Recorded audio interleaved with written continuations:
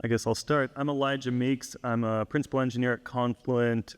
Before that, I was co-founder at Notable, and then we were acquired by Confluent. And I've been doing data visualization for a decade and a half. I wrote a book about D3 a couple of times. Somebody on this panel might also know something about D3. Just done data visualization for digital humanities at Stanford, did it at Netflix and Apple, and then did it more sort of consumer-facing at Notable, and now trying to work on real-time data visualization at Confluent. Hello, everyone. This is Sirisha. I'm currently building a data products for Attain, whose mission is to be the most trusted source for live purchase data. Before that, I was at Google, helping Google search engineering teams with their analytics and BI needs, as well as architected data solutions for many Google Cloud enterprise customers. And I've had over 15 years of experience working in data, everything from building data platforms right up to delivering that value from the data. So I'm passionate about solving problems with data. Hi, everybody. My name is Vadim. I'm a co-founder at Imply and been working with Druid since when it was first formed. I think my claim to fame is I'm actually the first Druid user in the universe. When the first Druid server was stood up, I was the first one to run a query that wasn't a developer. So before that, I was at Stanford Visualization Group, and I was part of the D3 project, which was fun, and that's kind of what took me into this really interesting world of data visualization, and specifically data visualization on real-time big data. And my passion is to think about how people interact with big data and complex data systems. At Imply, I mostly focus on stuff that runs on TypeScript. So that's our UI pivot and also the web console that's part of Druid. So that's what I'll be talking about. Awesome. I'm going to level set with kind of a softball question for all of our panelists here. So what do you think is the coolest UI out there right now? You can be biased too. That's totally fine. Vadim, I'm going to you. I mean, a totally biased question. I really like Imply's Pivot UI, which is, I'm very biased. I think two cool things I want to point out about it specifically is the fact that it does incremental loading of data, which is something, a lot of visualizations in Pivot don't just issue one query. They issue queries and render what is seen on demand on the screen, kind of like Google Maps does, but for data. And the second thing is in the other talks, you've seen all this multi-modularity that was presented, like how you have these different query engines, some for running real-time data, some for running queries that maybe are slower, but take a long time to compute. And one of the things that Pivot does is that it uses one engine for the real-time visualization that you actually interact with when you're dragging and dropping stuff in the UI, and another engine completely, the task-based MSQ engine when you're exporting data. And that has both of it uses the right engine for the right task, which is pretty cool. Any other answers? I would say the cool factor comes when you customize and build something very tailored to your use case. The coolest UIs that I've seen are all in D3 or in Angular that are custom-tailored UIs. But given that even Looker, and with the help of Google Maps API and other customizations, I've seen pretty impressive UIs built on top of Looker. Yeah, and for me, the coolest UI is Apple Maps or Google Maps or any of these Maps UIs. Not so much because it's remarkable, because it proves that people are capable of using complex data visualization. If they're familiar with it, we all think that maps are pretty straightforward, but that's because we learned how to read maps in 7th grade. So it seems like it's not as cool a UI as a really complicated network diagram or something. But it's just a sophisticated data visualization. So not everything has to be bar charts and line charts and pie charts. You can do really complex real-time data visualization for regular everyday users, and we see it every day. Some of the most used data-driven apps are all of these map apps. So that to me is the coolest kind of data visualization application. Elijah, I'm going to stick with you for a minute because you mentioned real time a couple times. And let's see, ready? Haha, all right, we got it working. How does real time data change how you would approach building a data UI? I think it's the question we have to grapple with. And I think there's been a lot of good work that's been done in this direction. But fundamentally, I think we need to educate users that they're using real-time data and what are the effects of using real-time data. And so I think that one of the key things, I'd love to hear other folks in this panel, the feedback about that, is actually we need to spend more time designing interfaces so it looks a little bit different from interfaces into batch data, just in the same way that we are assuming and using the correct query engines and data storage methods, depending on what kind of query it is, whether it's with Beano or whatever. We should also let them know, hey, this interface that you're looking at right now is live data, and this interface is actually batch data. Right now, at least in my experience, when I go and look at any of these interfaces, it looks exactly the same. It's the exact same sort of graphical methods, the exact same encodings, the exact same interfaces, and for the most part, real-time data visualization, the emphasis is on the compatibility, on the data access, that it's going to quickly connect to your real-time, whether it's Kafka or whatever, source, and immediately show you the same graphs that you would see in Tableau. And I think we need to move, slowly and deliberately, but I think we need to move in a direction where if I'm connecting to real-time data, then I'm actually seeing a different experience than if I'm connecting to batch data. All right, so I'm going to switch over to Vadim. Let's see. Come on, you can do it. Well, actually, can I comment? Yeah, go for it. Can I comment on that? Don't look at the question. Here's about that's fine. I can look at the question. So I think I think that's a very good point, and I think one of the specific things that a lot of the times you have visualizations that are a single visual that's mixing real time and more historical data that's kind of settled. And one of my I think kind of like white whales that I've been thinking about for literally years now, and I haven't reached the conclusion of that yet. So this is like a piece of homework for everybody. Is a simple line chart when you have if it's including the real time segment of it, it's including the current hour, and let's say you're looking at it by hour, then the latest hour will necessarily be smaller because not all the data has arrived yet. What is a good way to render it that is intuitive to the user? Do you just render it as a line chart with a drop at the end? That's obviously not ideal. But what is? I don't have the question. I'm asking questions, and if you have a good answer, please. Or if you have a recommendation for a UI that does that really well, please show me. I want to emphasize that because just think about how many hours, how many millions of hours we've wasted explaining and also realizing that, oh, this is the latest hour, or this is the latest day. So it's a partial, and of course it's down. How much cognitive load have we caused? The value of that to me is worth it alone. It's not just an aesthetic thing, I guess is what I'm trying to say. This isn't just for fun.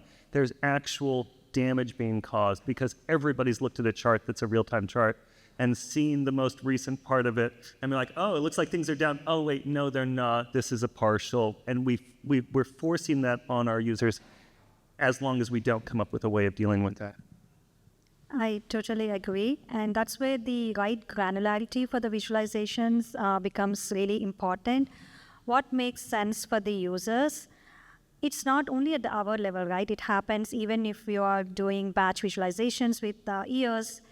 Users want the latest up-to-date data, but they don't want to see a dip in the chart because it doesn't look nice. And I say, okay, let's just only show until the past hour or until the past minute, whatever the granularity of that visualization is. And they won't like it if the granularity is higher.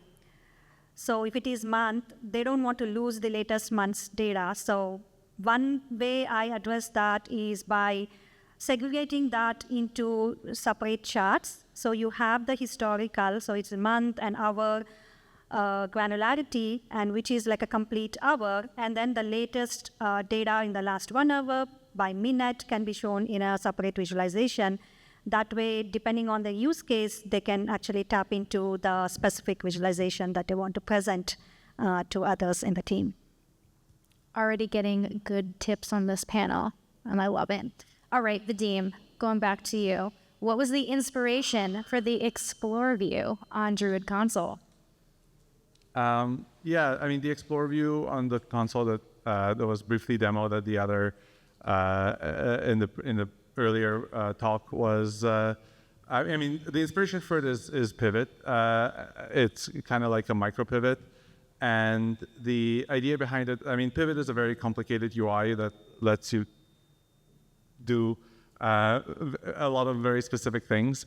For example, like embedding and configuring user access controls and adding stuff to dashboards and sharing those dashboards, and it maintains a lot of state. And so there's a lot of stuff in Pivot to serve critical enterprise business needs that is really not kind of specific to data visualization itself or just like data exploration. It's more specific to like sharing of data and that.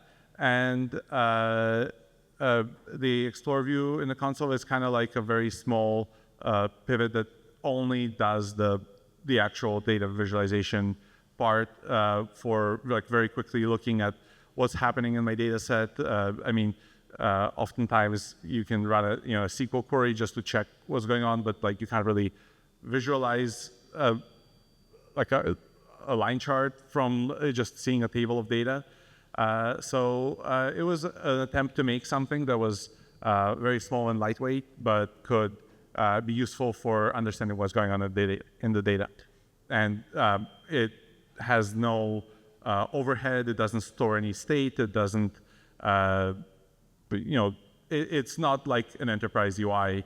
It's not something you would like deploy to your users. It's something that you as a power user of Druid might appreciate if you're looking for the validity of the data. Great.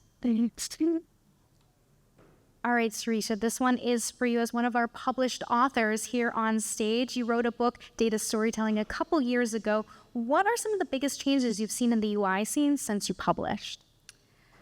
Yeah, definitely I see a trend towards having more real-time interfaces. So the definition of real-time varies by the use case.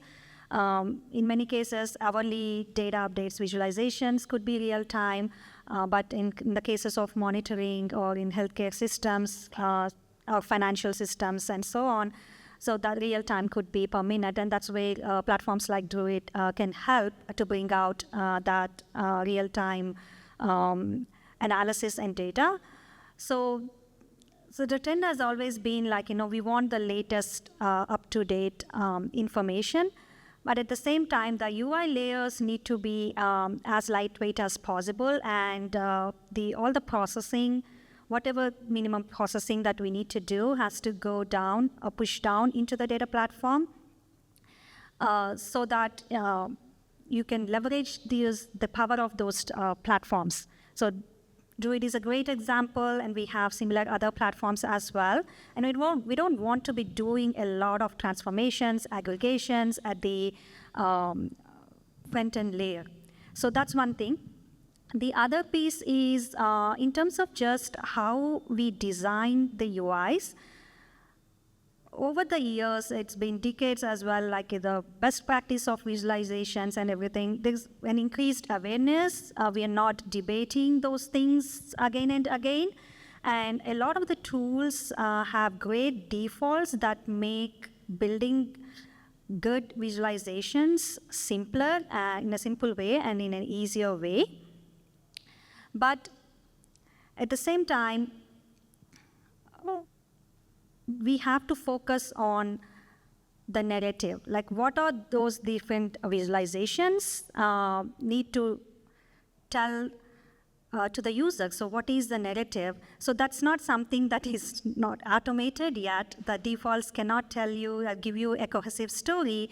And that's where the focus I see is, and the challenge is as well, where there has to be a conscious decision of like how different pieces connect together, and it's not just a dump of data to the users, because we just have a lot of data, just dump it in, and slice and dice by this, that, and like 100 different dimensions. It's all overwhelming. So the trend has been like getting to that thinking of building cohesive narratives is something that I've seen like people trying to adopt.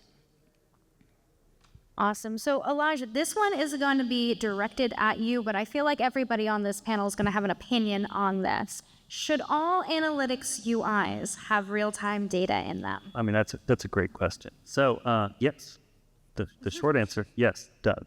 The longer answer is, this is where I think it's really exciting. So like, Confluence, a Kafka company, Druid's doing real-time stuff. There's a lot of what we think of as real-time data out there. But there's a different layer of real-time data that all interfaces can have, which is a social layer, right? You can have individuals coming into the office and noticing some kind of insight in a chart, and if they have the capacity to layer that insight onto the chart, then they allow the next person who comes into the office to not have to waste their time trying to figure that out. Instead, they can build on it. So that's real-time, right? Who's looking at a chart? What are they finding in that chart? And what are they understanding? Even if you're dealing with batch data, you're still dealing with a real-time layer on that interface. Now, the hardest thing for me, because I've tried to build collaborative data interfaces for years, is that you can never get two people into the same app at the same time. For some reason, when it comes to analytical stuff, nobody's ever doing that. But now we have all these agent-based support systems from LLMs, and so you can always have some kind of collaborator, because you can have the AI providing collaboration, you can have anomaly detection providing some kind of layer on there. So I think that even in the cases where you don't have what we think of as streaming data, you still have a layer that's real-time on top of any interface, or you should. Wow, that's quite interesting. I kind of have an exact opposite answer. Oh, I love this controversy. Go on. So I thought like the short answer is no, because not every use case needs real-time data, and it can lead to, frankly, information overload already, not just from the charts, but we are bombarded with data and information from all friends of life. So when there is no need to look at the data, or there is no action to be taken immediately with the latest up to the minute, up to the hour kind of data, it might not be needed. And things are like, managing the data ingestion and the accuracy is complex for streaming data or the real-time data. And it is also fairly expensive compared to batch processing. And you also need greater skills in your team to actually manage these real-time platforms for every use case. One other point, and this is, I think, is a differentiator for the real-time analytics, is they are purpose-built. The queries that you write, the data tables and the models that you design for your analytical use cases are very purpose-built for those specific use cases. So if you have like broader scenarios where you want to explore data or perform ad hoc queries, a lot of other use cases cannot be met on top of the same infrastructure or same kind of data model design. Mm-hmm. So that's why I feel like there is a place and need for specific batch traditional cloud data warehouses or those kind of analytics UIs where it's fine if the dashboard just gets refreshed every hour or every 30 minutes and I get scheduled delivery of the dashboard in my email every day. That is fine, because that's the frequency of the potential decision or action that can be taken from that data. I'm actually going to switch gears right now and go to audience questions, because we've had a number of them come in and I want to make sure we have time to get through as many as possible. So let me pull up some of the ones that have come. Thank you to the moderators for putting these through. All right. What are some of the toughest challenges you've faced when working with real-time data compared to batch data? And what clever tricks or strategies have you found to overcome them? Teresa, I feel like you've given us plenty of tips and tricks so far. Toughest challenges definitely, as I mentioned, when we stream data, we need to make sure it is complete. We are not missing out any data, and it's accurate. And being able to add context to those streaming data can also become quite complex depending on how much context, how much history do you want to include to answer a specific question. I think those are the types of challenges, and that's why on Druid, definitely you get greater performance by trying to query or design a data source in such a way that you have everything that you need in that single data source, or you query over a smaller range of data, but because otherwise you will have to face performance degradation, or it's not smooth enough to give a reliable user experience. And this one is actually go ahead, because the next question is for you. So go ahead. Oh, I was gonna. Are we all chipping in on this one? Maybe. Yeah, go for it. I mean, I think something that is the complicated thing about real-time data is that you do have this last hour of data or last whatever of data that's kind of filling up and it's not settled. That can cause issues, like if you're, for example, issuing 2 queries for some reason to render the same visualization, they might return a different number for that, because just in the time that it takes between running those 2 queries, that the number might have changed. And I think one kind of trick that you can use to overcome it is that it's very tempting in a data visualization, in the code, to treat the filter, the where clause of the query, as one logical object, but actually the time dimension has some special handling around it, so it's useful to actually separate it into its own thing, and then basically treat the time filter and the rest as its own object, and manipulate them a little bit differently and have different rules applied to them. And one of the advantages is that way in your code you get to have a lovely variable name called timeless filter, which feels very timeless. So, I mean, to follow up on that, I think that there's the uncertainty of anything that's in process or in progress. I mean, so that the last hour, you could actually show where you think it's headed as a prediction, and here's the certainty bounds. Problem is that our readers of charts are much less familiar with certainty bounds and error bars and things like that. And so just deploying these things, even if they're used scientifically, isn't immediately effective, because your audience might not understand them. So I think working with uncertainty more becomes more important as we deal with real-time data, and actually goes back toward making better charts for batch data. And the other one is a very sort of nuts and bolts part of it, which is that most of the libraries that are used right now for calculating the mechanisms to draw and encode variables onto graphical objects on your screen are done in a batch way. They're not done in a sort of incremental way. So if I want to, a trivial example, I want to recalculate a scale in D3, I recalculate it off of the entire data set. It doesn't do an incremental recalculation just because I got 13 more rows in. And so we need probably lower level libraries that are more that are more oriented probably toward canvas rendering, that are more oriented toward maybe understanding, hey, I'm still drawing within the canvas, rather than now I have to expand the canvas because the data set's moved outside it. Okay, next question. This one is for Vadim. If you're querying up to now, the last step needs to be prorated based on how far through that step you are when the query is made. Is it also possible to use smaller steps for the real-time versus batch data? That's a great thoughts towards the approach there. Prorating it is So I guess like the idea here is that if you're like looking at like the last hour, which is like still partial, maybe only 15 minutes of the hour has happened, and therefore you might think, well, I only have a quarter of the events in there because only a quarter hour happened. But one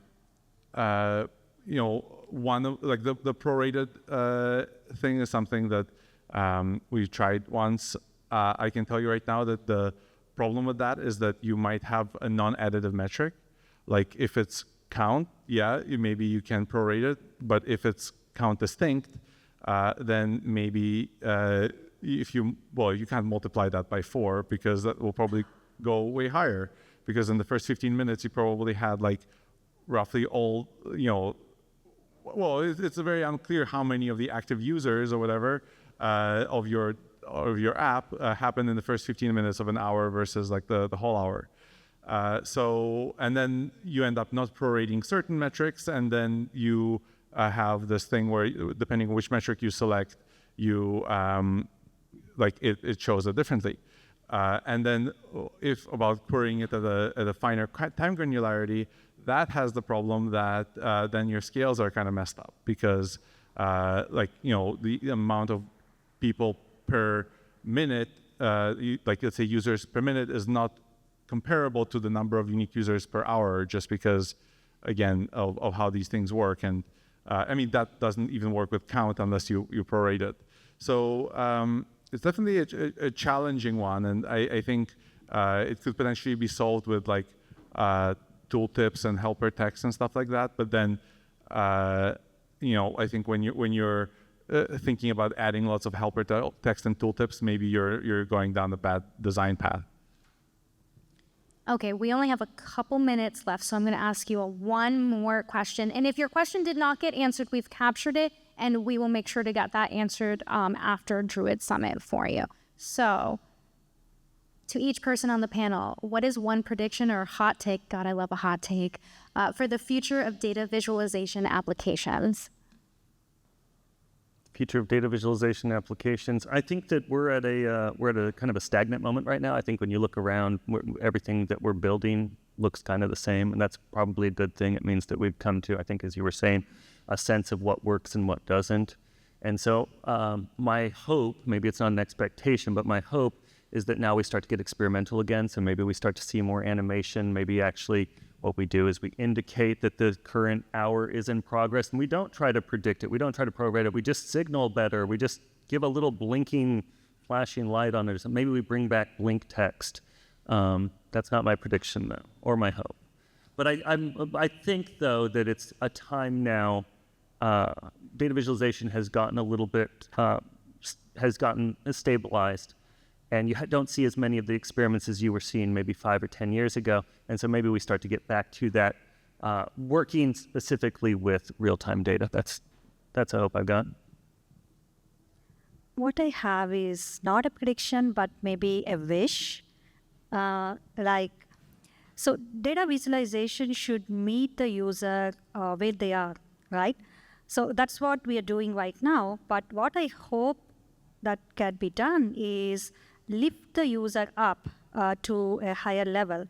So a presentation of data, a visual story, is as much dependent on the user's interpretation, the ability of the user to read that visualization well, and also in addition to how well that is designed and all the best practices implemented. So what I hope is the tools and technologies that we have enable the users to read more sophisticated visualizations better. To your point, we want to experiment, but at the same time, we also want to bring these users to a higher level of interpretation or understanding of these visualizations. Yeah, I think my prediction or hot take is I think we'll probably see the kind of the pattern of run a query, get its data, and then render it onto the screen, be kind of displaced in favor of something more incremental and more dynamic that's more based on what the user is actually seeing on the screen. I think to your point earlier, the most impressive visualization thing and the biggest data thing that people interact with on a day-to-day basis, like normal people, that ones that don't attend Droid Summit, is like Google Maps or Apple Maps. Like it's like all of these incremental map loading applications that kind of let you fly. You know, if you drag it long enough, you can go from San Francisco, like at the street level, all the way to like you know, anywhere in the world, really. And that's really impressive that can be done. And I think we're going to see the same kind of thing happen more for just pure data visualization, where you can explore a very large data set at kind of like whatever zoom level that you want and be able to kind of scroll to wherever you want to look at it. Well, thank you guys. Thank you so much. A round of applause for our awesome panelists.